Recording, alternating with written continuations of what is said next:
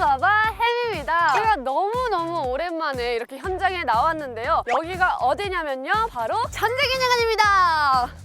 날씨가 너무 추워요. 제 손가락이 이렇게 빨개질 만큼 추운데 제가 여기 특별히 출동한 이유는요, 아주 따끈따끈한 소식이 있어서 찾아왔습니다. 어디서도 찾아볼 수 없는 아주 귀하디 귀한 전시품들이 바로 이곳 전쟁기념관에서 최초로 공개됐다고 하는데요. 제가 또 여기서 가만히 있을 순 없잖아요. 그러니 제가 지금부터 소개해드릴게요. 저를 따라오시죠.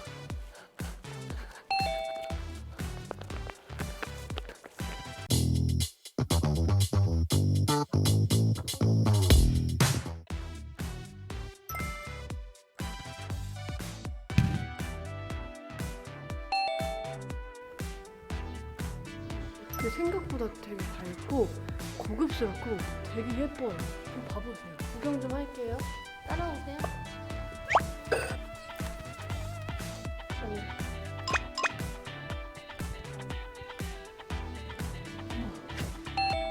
그대로 가져왔나 봐요. 이게 다 이렇게 글씨로 하나하나 글자로 되어 있거든요. 여러 가지 있는데.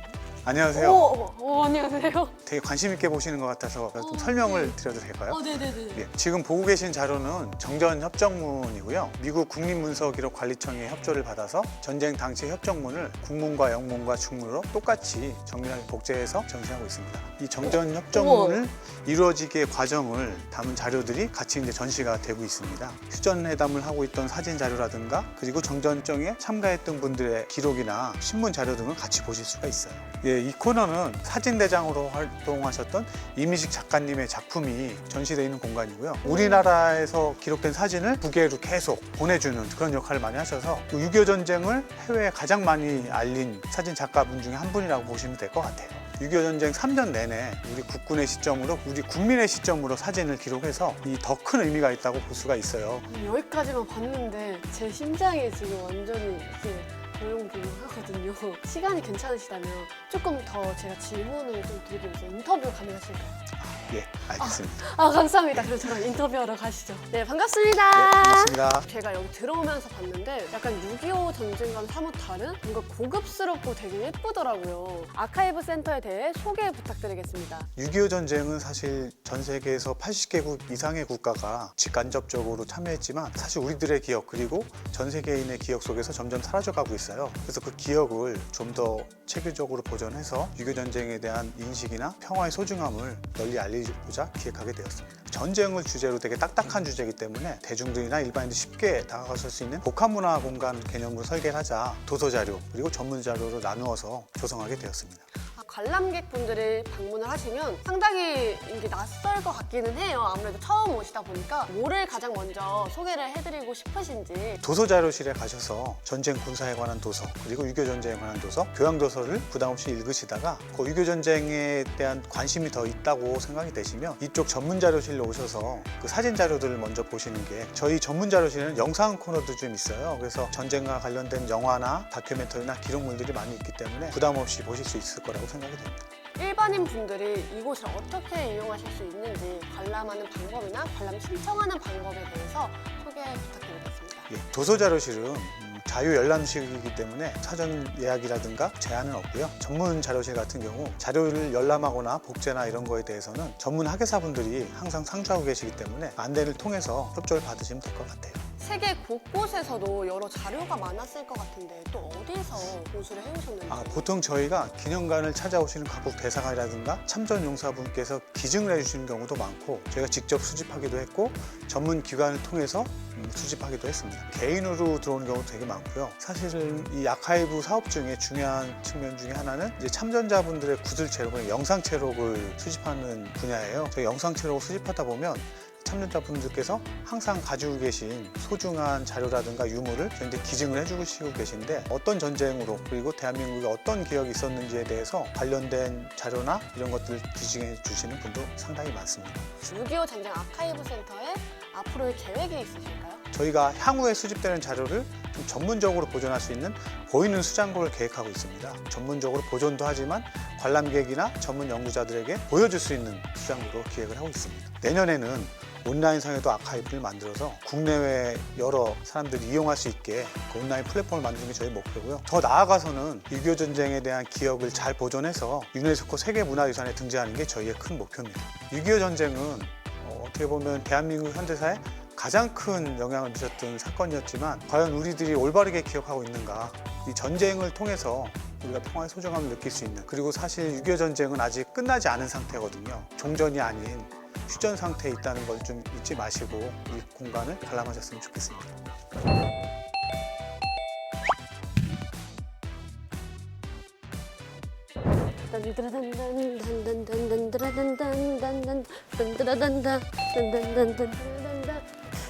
김일이제 국군 정보사령부 총기를 보다. 아니, 여기 이 전쟁 기념관에 또 특별한 전시회가 있다고 해요. 그래서 제가 또 이렇게 왔습니다. 그럼 저를 따라 오시죠. 딴드라단단 딴단단 딴드라단단.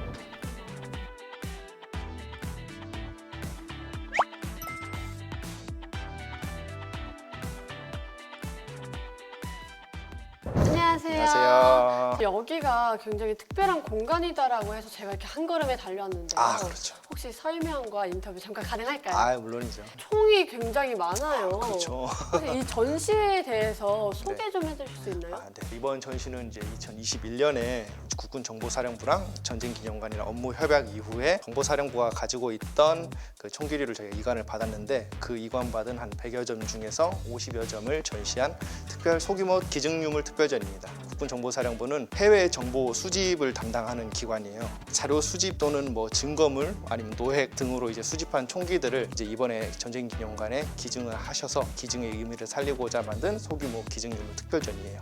이 총기들의 국적이나 기종이 다 다른 것 같은데. 독일, 미국, 영국, 프랑스, 러시아, 이라크에, 그리고 또 국민당 정부가 있었던 시절인 제 대륙 시절 중화민국도 있고요. 권총, 소총, 기관총, 경기관총, 기관단총까지 뭐 여러 가지 총기가 많이 있습니다. 그러면 이 많은 총기들 중에서 여기서 가장 대표적이다라고 생각되는 총기가 있을까요? 타리크 권총 같은 경우에는 이탈리아 베레타 권총의 이라크 라이센스 생산 버전이에요. 국외로 수출된 사례가 거의 없거든요. 근데 지금 여기 전쟁기념관에 전시가 돼 있잖아요. 이제 그 이유를 저희가 이제 추측을 해보니까 2000년대에 서해부대 파괴병을 가지 않았습니까? 이제 그 과정에서 습득을 한 게 아닌가 하고 추정을 하고 있고요. 기관총은 이제 마드센 경기관총이라고 할 수 있는데, 이제 세계 최초로 대량 생산한 경기관총이에요. 1차 세계대전부터 썼고요. 지금 현대까지도 쓰고 있는 경우가 왕왕 보이고 있는 아주 경기관총의 조상벌이라고 보시면 됩니다. 중국 국민당에서 라이센스 생산한 버전이에요. 이 총이 어떻게 지금 이 자리에 와 있는 거죠?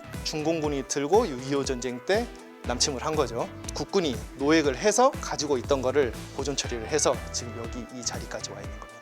그러면 이게 다 추측인가요? 아, 네, 그럴 수밖에 없습니다.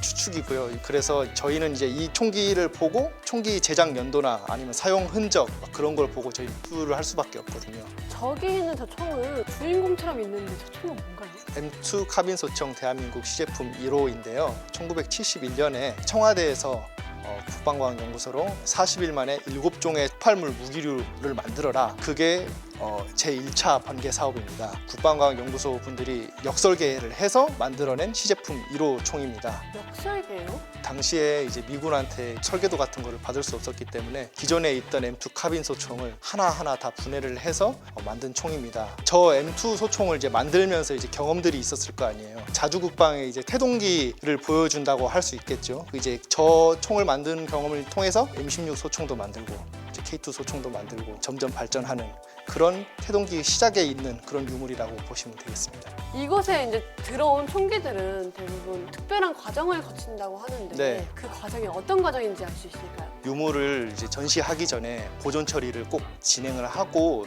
전시를 합니다. 상태 조사, 이물질 제거, 안정화 처리, 강화 처리, 복원의 5가지 단계를 거칠 수 있다고 하는데요. 전쟁기념관에서 가지고 있는 총기 보존 처리에서는 한 가지 단계가 더 들어갑니다. 바로 비활성화인데요. 총기가 격발이 되지 않도록 처리를 하는 비활성화 처리를 꼭 실시합니다. 그렇다면 이 전시회에서 앞으로의 계획은 있을까요? 100여 점의 유물 중에서 지금 거의 반 정도밖에 처리가 아직 안 됐거든요. 다 보존 처리를 해서 이제 다음에는 좀 더 큰 규모의 총기 전시회를 가지려고 하는 게 일단 계획이 있습니다. 네, 감사합니다. 오늘 어떠셨나요? 6.25 전쟁 당시 생생했던 기록과 자료들, 그에 더해 희귀한 총기들까지 한자리에서 만나봤는데요. 이런 귀한 정보 저니까 알려드리는 거예요. 아셨죠? 그러니 이번 주말 다른 데 가지 마시고 여기 전쟁기념관 놀러와 보세요. 그리고 난 잘 모르겠는데 하시면 전혀 걱정하지 마시고 저희 뉴스바바 시청해주세요. 그러기 위해선 좋아요, 구독, 알림 설정 잊지 마세요.